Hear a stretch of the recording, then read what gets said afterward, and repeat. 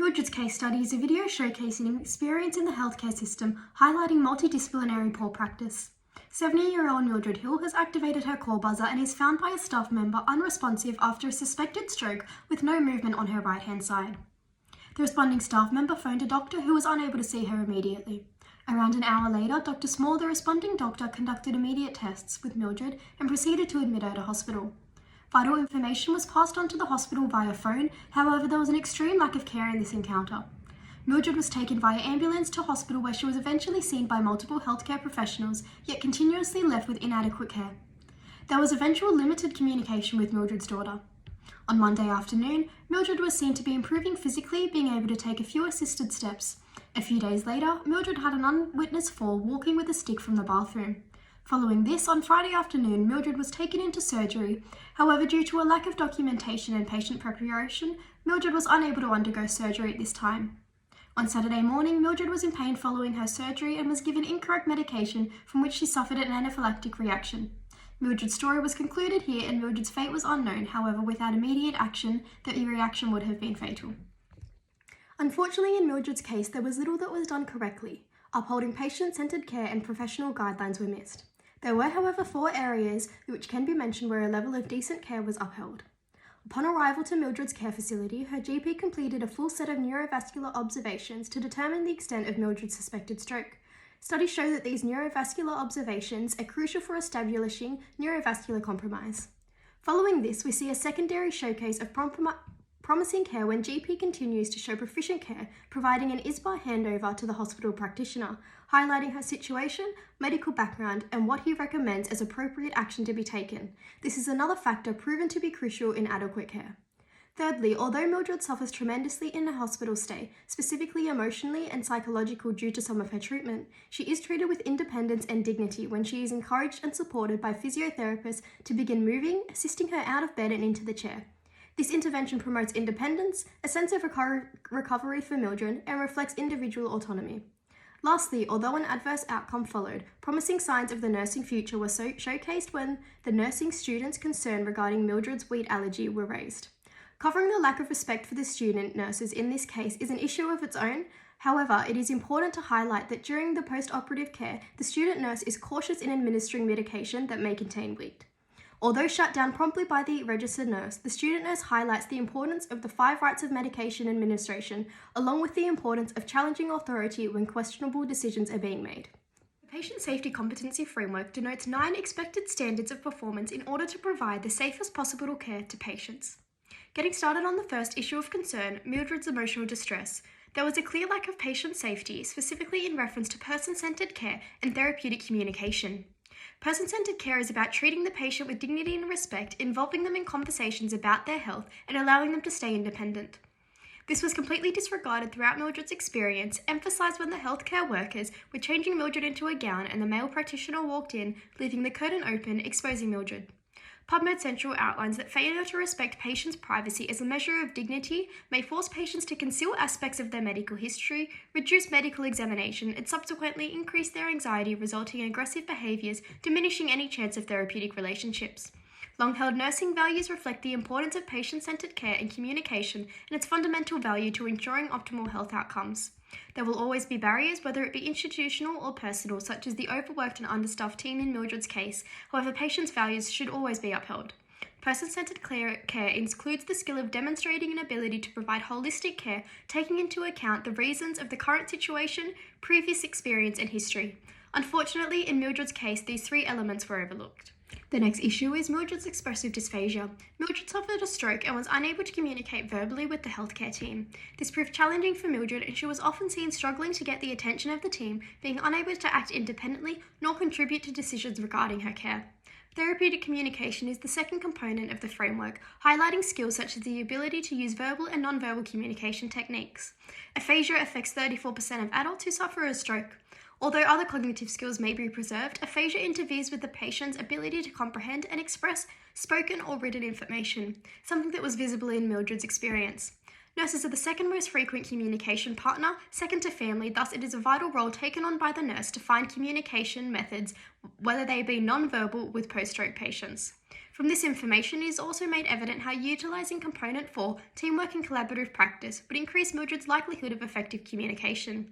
Evidence from NLM shows that speech therapist involvement can facilitate a successful communication route for critical care patients, establishing nonverbal communication to optimise psychological well-being and consent decisions. The next issue I would like to touch on is Mildred's lack of informed consent throughout her experience.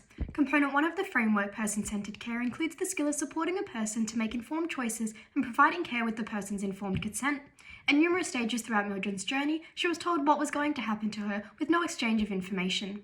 When gaining consent, it is important to verify their understanding, considering all individual characteristics and barriers to communication. Based primarily on autonomy, consent has a core interest of the person responding competently to nursing care. Not only is consent and autonomy vital in healthcare, but it is also integral to the right of information in the Australian Charter of Healthcare Right and recognised in the Professional Code of Conduct. Finally, Mildred's anaphylactic reaction cannot go unmentioned. Due to this adverse event being medication-related, Components 7 and 9 are crucial in this discussion. This adverse reaction specifically highlights the 5 rights of medication administration. When critical patient information is not communicated correctly, opportunities for critical double checks are bypassed and errors may not be detected. Mildred's experience is unfortunately not uncommon, with a review of admission notes over a 3-month period evaluating the completeness and accuracy of drug allergy documentation, showing that approximately 20% of the healthcare professionals failed to document drug allergies in admission notes. These errors are closely related to Component 7. Unfortunately, any prevention of the adverse event was ruled out due to the issue of seniority in the hospital setting. The nursing student did follow the outlined skills in this component, appropriately noticing possibility for human and system errors, raising concern for other healthcare professionals' capacity, and also relying on memory to realise hazards. In the case study of Mildred's hospital experience, there was a failure by the medical team to accurately determine the allergies of the presenting patient and the pharmaceuticals with the allergens. In reference to improving future practice, there are numerous actions which cooperate with nursing practice to prevent these issues from arising in the first place. There is a clear disconnect between multiple members of the multidisciplinary team, which can be linked back to Mildred's anaphylactic reaction. There was a lack of effective documentation and handover at numerous stages of Mildred's hospital experience, which could have better anticipated and prevented this adverse event. This is evidenced through a study by PSNet which outlined that poor practitioner communication is a common contributor to errors of omission related to medication safety. There needs to be a mitigation of barriers to interprofessional collaboration and communication processes between the multidisciplinary team. The multidisciplinary team is made up of different yet complementary skills and experience which can contribute to extreme patient satisfaction and increase therapeutic care. However, when communication styles are challenged, confusion and misunderstanding can diminish the team's ability to achieve their patient goals. It was clear that stress, fatigue, distractions, and personality traits caused barriers for effective communication in this case. This is where it will be important to have project team leaders who can encourage all members to work collaboratively, reminding them of their individual roles and expertise. Furthermore, there was clearly different levels of experience and expertise along Mildred's journey, which inhibited effective communication. This is where team building exercises, where team meetings would allow for further training and support from one another would prove essential in this situation. In reference to Mildred's lack of privacy and dignity, future practice can be improved by incorporating a written policy which would also educate the healthcare professionals. In a report entitled Promoting Patient Dignity in Healthcare Settings, the authors recommend having a written policy which ensured medical professionals understand the best practices and procedures for treating patients with privacy and empowering them when in vulnerable situations. This policy would work hand in hand with training on how to handle patients in different situations, such as mental health patients, post-stroke patients, and elderly patients. The case study highlighted multiple areas in which key lessons can be taken to benefit my future nursing practice and better manage similar situations. The focus for Mildred would be keeping in mind that she is a patient who has just suffered a stroke, as well as understanding her vulnerability due to being elderly, alone, and unable to communicate effectively. A key lesson I will take from this case study is the importance of promoting independence, especially when their physical independence may be limited. Although Mildred needed extreme care due to her stroke, independence can be encouraged through effective communication and open discussions that promote autonomy. Vulnerability, specifically in elderly patients, was a key takeaway from this study and is also a key concept in traditional and contemporary bioethics. When in a state of vulnerability, there is a compromised capacity to consent, increased susceptibility to harm, and often a systematic failure to treat the patient as independent. In my future nursing practice, I will place emphasis on finding ways to communicate and prioritising this communication, upholding therapeutic communication relationships between patients and myself. The number of older patients with unmet care needs is increasing substantially due to the challenges often inherent with their presenting symptoms. Nonverbal communication and processes of displaying information, ensuring my patient understands what is being suggested to them, will be an extreme priority. When doing so, I will place emphasis on ensuring there is an understanding of the patient's current situation, along with their previous life and medical history, to better understand where some of the anxiety and distrust stems from.